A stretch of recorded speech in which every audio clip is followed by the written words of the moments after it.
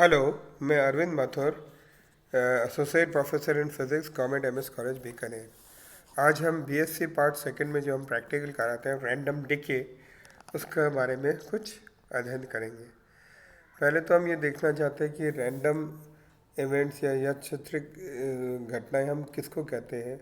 हम वो घटनाएं जो अपने आप बाई चांस होती हैं और जो अपने प्रारंभिक अवस्था पर ही निर्भर करती है, प्रारंभिक अवस्था में के संख्या पर ही निर्भर करती हैं, उनको हम यादृच्छिक संख्या या रैंडम इवेंट्स बोलते हैं।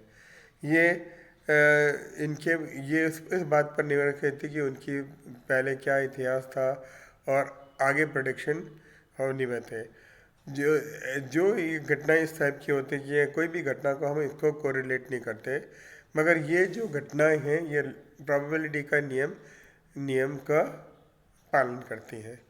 ये घटनाएं हम ये देख सकते हैं कि रैंडम डिके हमारे पास रेडियो एक्टिव जो डिके होता है वो रैंडम डिके का एक एग्जाम्पल है।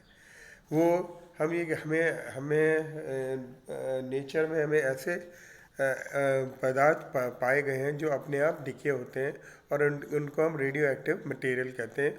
और वो रेडियो एक्टिव इवेंट्स अपने प्रारंभिक अवस्था या प्रारंभिक संख्या पर ही निर्भर करते हैं। ये अपने आप होते हैं, इनको हम कंट्रोल नहीं कर सकते। और रेडियो एक्टिव डिके हमें पता है कि एक न्यूक्लियर प्रोसेस है। रेडियो एक्टिव डिके जो है वो लॉ ऑफ डिसइंटीग्रेशन को फॉलो करती है और ये हम ये कहते हैं कि इनिशियल नंबर से प्रोपोर्शनल होती है, यानी माइनस उनकी जो कम होने की दर वो उसके प्रारंभिक नाभिकों की संख्या पर ही निर्भर करती है। यानी हम कह सकते हैं कि minus D N by D T is proportional to N. Minus को मैं इसलिए लगा रहा हूँ क्योंकि ये एन का मान लगातार कम हो रहा है। इस प्रोपोर्शनलिटी साइन को हटाएं तो हम एक लेमडा लगाना पड़ता है जिसको हम रेडियो डीके कांस्टेंट कहते हैं। तो ये minus D N by D t is equal to lambda N हो जाएगा। और इसको मैं लिख सकता हूँ d N by D t is equal to minus lambda N या d N by N is equal to minus lambda d t integration करने पर। और प्रारंभिक ये मानते हुए कि प्रारंभिक समय t is equal to zero पर n का मान n0 था, तो मेरे पास एक इक्वेशन आ गई थी जो आपकी एक स्क्रीन पे दिख रही है, जिसका log 10 n is equal to minus lambda t upon 2.3026 plus log 10 n0।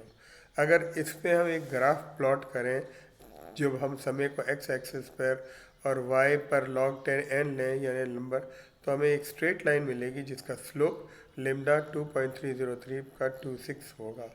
और इस इक्वेशन से मैं ये लिख सकता हूँ कि n is equal to n0 e lambda t. ये हम इसका अब ये चाहिए है कि इसके अंदर एक हम हाफ लाइफ निकालते हैं कि जब उनकी प्रारंभिक संख्या का आधा हो जाता है तो उसको हम हाफ लाइफ कहते हैं। तो t half is equal to 0.693 lambda. और मीन लाइफ कि उसको हम डिफाइन करते हैं t m is equal to 1 by lambda, यानी t by two is equal to 0.693 t m हो जाएगा। ये जब ये कहते हैं कि हाफ इनिशियल प्रोसेस।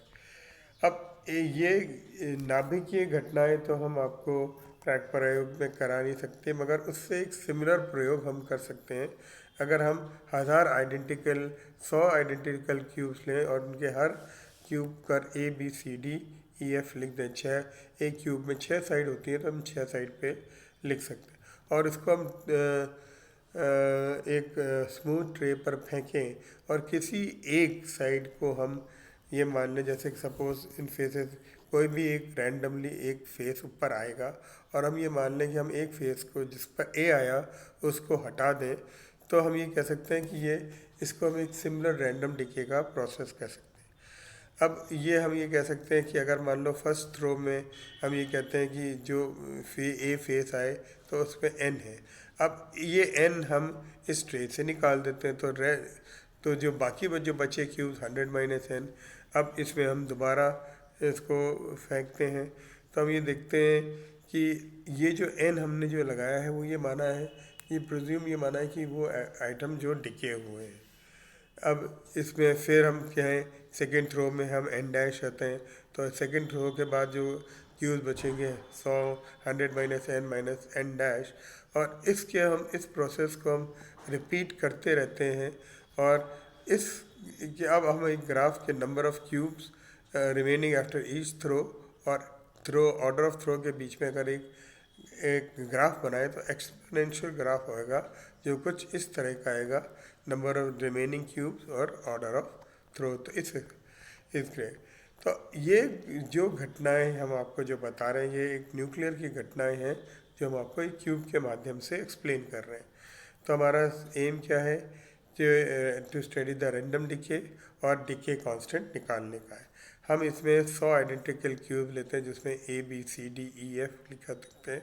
हमारे हमारे पास अभी हम ये भी कर सकते हैं कि एक क्यूब लें और उसका एक साइड को रंग दें, तो जो रंगा हुआ क्यूब साइड आएगा अगर जिस थ्रो में, उसको हम हटा लें, ABCD ना भी लिखे हो तो। या अगर आपके पास डाइस होती हैं और इसमें नंबर 1 2 3 4 लिखा होता है, तो किसी एक को मान के, तो अगर हम इसमें ग्राफ बनाएं, ये थ्योरी इसमें ये है कि अगर हम ग्राफ रिमेनिंग बचे हुए क्यूब्स की संख्या और y के बीच में एक ग्राफ बनाएं तो एक स्ट्रेट लाइन, एक एक्सपोनेंशियल कर्व आएगा।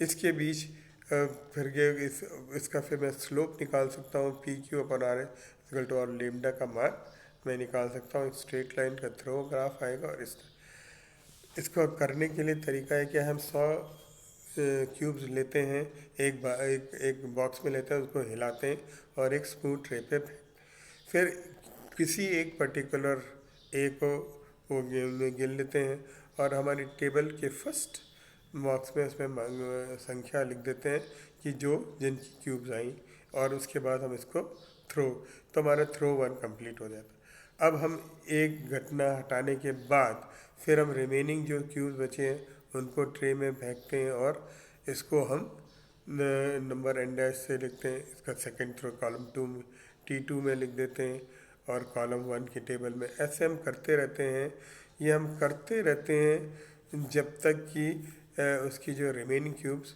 10 से कम नहीं हो जाती। ये घटनाएं हम करते रहते हैं। उसके बाद हम उन सारे क्यूब्स को वापस इकट्ठा कर लेते हैं, दोबारा फेंकते हैं।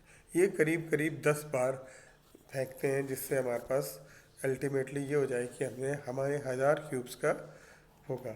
इसके बाद एक ग्राफ हम बनाएंगे रिमेनिंग नंबर क्यूब्स और ऑर्डर ऑफ थ्रो, और ये एक एक्सपोनेंशियल कर्व आएगा। ऑब्जर्वेशन में हमें ये करें, कैलकुलेशंस में ये करना है। इसका फिर ग्राफ में बनाया, ये पहले तो ऑर्डर ऑफ थ्रो 0 था, फिर मैंने 1 to n का इसका फिर क्यूब्स इसका ले लिया, नंबर ऑफ डिकेड पार्टिकल्स मैंने सारा का टोटल ले लिया और ये n आ गया। तो फिर 100 - n फिर n डैश, ऐसे करके एक टेबल बनाऊंगा और ये तब तक करूंगा कि जब तक कि उसकी संख्या 10 से कम नहीं हो जाए। इस टाइप में मैं एंट्री करता रहूँगा। उसके बाद रिज़ल्ट मेरे को लिखना है कि ग्राफ बिटवीन n और t जो है वो एक एक्सपोनेंशियल कर्व है। n और t के बीच में एक जो ग्राफ बनेगा, जो इसमें मैं n और t के बीच में ग्राफ खींचूँ, जो remaining number of remaining cubes n और t के बीच में ग्राफ खींचूँगा तो एक स्ट्रेट, एक एक्सपोनेंशियल कर्व आएगा। उसके बाद log 10 और भी t के बीच में ग्राफ खींचूँ तो एक स्ट्रेट लाइन आएगी। इसके बाद मैं डिके कांस्टेंट निकालूंगा ग्राफ से, फिर जो आपको ऊपर फॉर्मूला दिया उससे, और स्टैंडर्ड वैल्यू ये है, और परसेंटेज एरर निकालते। इसके बाद इसमें जो सोर्सेस ऑफ एरर है कि हमारे जो क्यूब्स हैं सारे सिमिलर ना हो, हमारे पास क्यूब्स की संख्या बहुत कम हो, अगर हम थ्रो बार बार नहीं करें, या क्यूब्स को हम स्टर ज़्यादा ना करें, और फिर इसके फिर जो हमारी सोर्सेज ऑफ एरर हैं वही हमारे प्रिकॉशंस होने चाहिए कि क्यूब का नंबर लार्ज होना चाहिए, सारे क्यूब्स आइडेंटिकल होने चाहिए, और रिपीटेशन विल बी रिजल्ट। जब जितनी ज़्यादा हम रिपीट करें अच्छा रिजल्ट आएगा, और सारे क्यूब्स की दिखाएं। धन्यवाद। ये प्रैक्टिकल बहुत आसान है और इसको हम आराम से कर सकते हैं। और इसका मेन पर्पस है कि ये जो जो प्रैक्टिकल है ये हमारे को उसका प्रैक्टिकल है जिसको हम न्यूक्लियर डीके जो हम बताना चाहते हैं वो हम इसको इस मेथड से प्रूफ कर सकते हैं। Thank you.